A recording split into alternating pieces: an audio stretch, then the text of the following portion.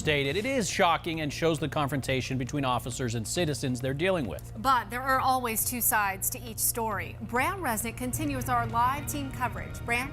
Yeah, for many people, the officer's conduct in that shocking viral video is the entire story. Case closed, officers guilty. But the police report paints a different picture of what happened.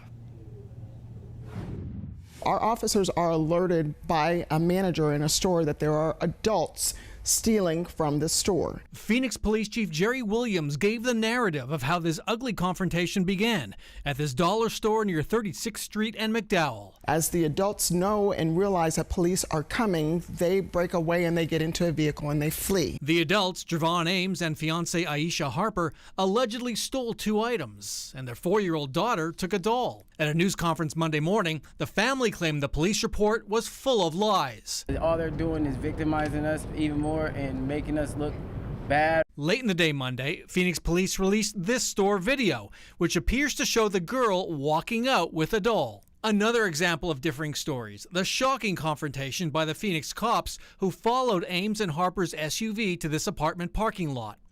Get out the car! Put your hands up!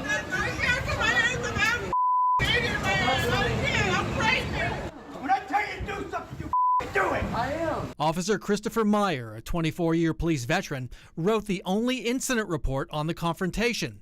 Meyer's version leaves out the threats at gunpoint and the officer kicking Javon Ames' legs out from under him. Meyer writes that he gave loud verbal commands and continued to give loud verbal commands. He says Harper became loud and verbally abusive. I thought I was going to get shot in front of my kids, like he actually told me, and with profanity. Chief Williams condemned the officer's behavior. What we saw in that video isn't in keeping with good policing. It's unacceptable. And Chief Jerry Williams says she's put the investigation of this incident on a fast track. These investigations usually take months, but Williams says this one will be much shorter. Tram Joe, let's send it back to you. Bram, look, and in support of these officers, some are saying they had to act aggressively because this was a pursuit, that this couple fled from them before they ended up at the parking lot. What do we know about this police pursuit? The pursuit part is unclear. Chief Williams told me there was a kind of pursuit. The couple denies it. They say they didn't see any lights flashing. That part's very unclear. One thing that has not been mentioned, though, Officer Meyer did say he believed there may have been a weapon in the car. As we later learned, there wasn't any weapon. Tram, Joe? And often the belief of a weapon is all it takes for officers to be justified, so that could play into this as well. All right, thanks, Bram.